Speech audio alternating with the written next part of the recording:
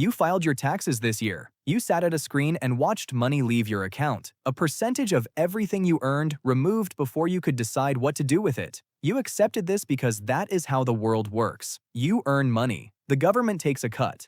Everyone plays by the same rules, except they do not.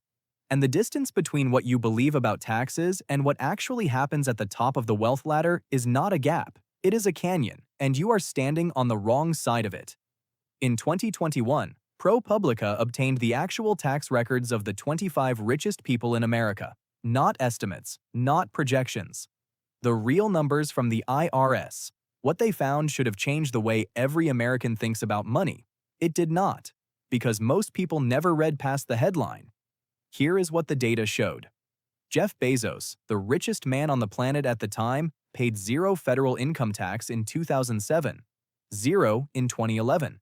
Between 2006 and 2018, his wealth grew by $127 billion. The total federal income tax he paid during that period was $973 million. That is a true tax rate of 0.98%, less than 1%. On $127 billion of wealth growth, you paid more than that. Not more in dollars, more as a percentage. Your effective tax rate on your salary last year was higher than the effective tax rate of the richest human being who has ever lived. Sit with that for a second. Let the math settle, because it does not get more comfortable from here. The reason Bezos pays almost nothing is not complicated. It is not a loophole in the way most people understand loopholes. It is not a mistake in the tax code that nobody noticed. It is the tax code working exactly as designed. And once you understand the mechanism, you will see it everywhere. In every billionaire profile, in every real estate empire, in every generational fortune that seems to grow without ever being taxed. 3 words: buy, borrow, die. That is it. That is the entire strategy. And it is worth more than any financial advice you have ever received or ever will receive, because it is not advice. It is architecture. It is the structure that wealth is built on in America. And you were never supposed to see it clearly. Buy means assets, not income, not a salary. Assets, stocks, real estate, companies, things that appreciate over time. Jeff Bezos does not earn a salary from Amazon. His wealth is in Amazon stock. This distinction is not semantic. It is the foundation of everything that follows. Because here is the rule that makes the entire system work. In America, you are not taxed on wealth. You are taxed on income. And an asset that sits in your account growing in value is not income, not until you sell it. The moment you sell a stock, you trigger a taxable event, capital gains tax. The government takes a percentage of the profit. So the wealthiest people in America stopped selling. Not last year, not 10 years ago, decades ago. They figured out that selling is for people who need the money. And they do not need the money. They need access to the money. Those are 2 different things. This is where borrow comes in. And this is the part that will change how you see the financial system permanently.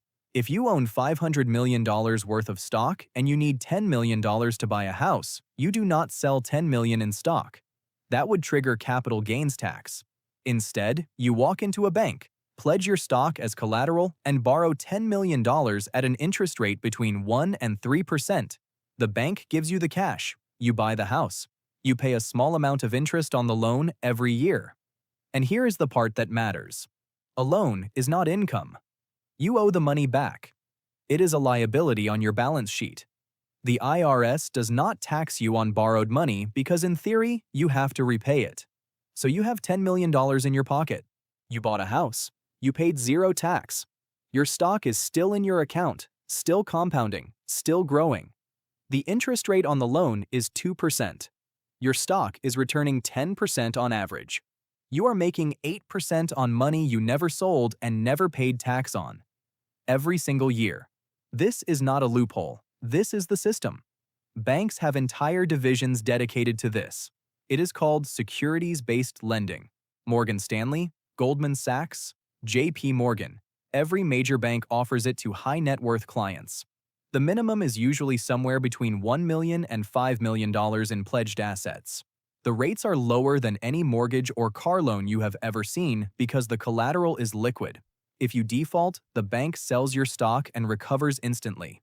Now scale this up. Elon Musk has borrowed billions of dollars against his Tesla holdings, not because he does not have money, because borrowing is cheaper than selling. The interest he pays is a fraction of what he would lose in taxes if he sold the shares.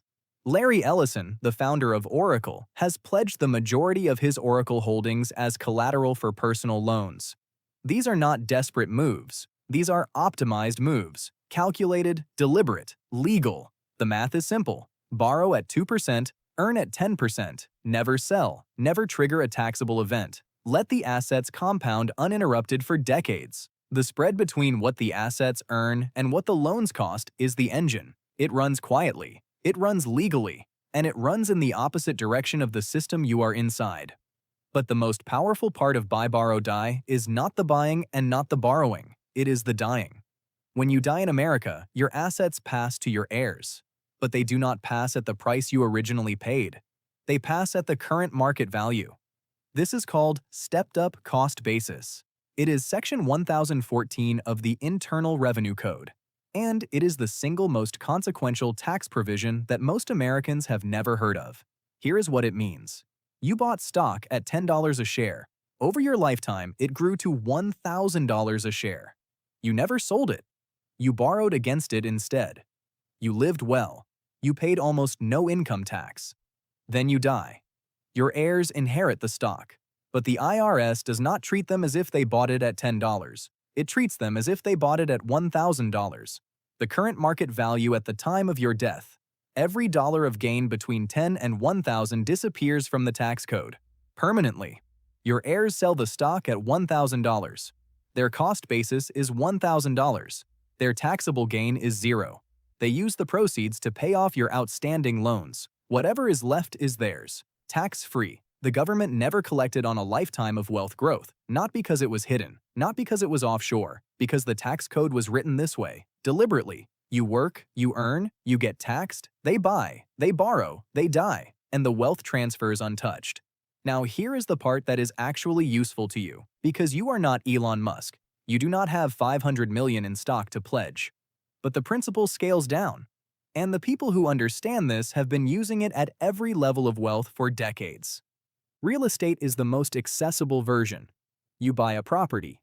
You put down 20%. The bank lends you the other 80%. That is leverage. You bought a $300,000 asset with $60,000. The property appreciates by 5% in a year. That is $15,000 of value created. But you only invested $60,000. Your return on your actual cash invested is 25%, not 5%. The leverage multiplied it. Now the property is worth $315,000. You owe $240,000. Your equity is $75,000.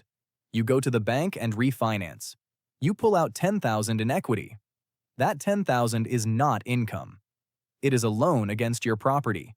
You pay no tax on it. You use it as a deposit on a second property. The rental income from property 1 covers the mortgage.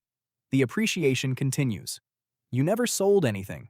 You never triggered a taxable event. You borrowed against the growth. 1 property becomes 2.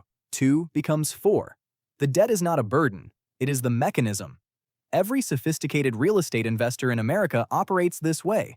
They do not pay down their mortgages. Paying down the mortgage would reduce their leverage. They want maximum leverage on appreciating assets with tenants covering the debt service. The returns compound. The tax bill stays near zero. There is one rule that separates this from financial suicide. One rule. The asset you buy with the borrowed money has to grow faster than the interest you pay on the debt. That is the only rule. A mortgage at 4% on a property appreciating at 6% is wealth building.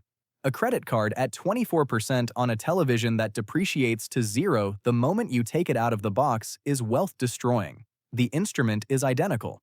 It is called debt in both cases. But one of them builds a fortune and the other one funds someone else's fortune. Yours specifically. Because the bank issuing that 24% credit card is using your interest payments to fund the 2% loan they gave to the person buying real estate. You are on one side of this equation.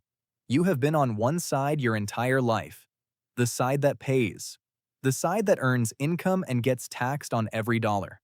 The side that uses debt to buy things that lose value and pays interest that funds the other side of the trade.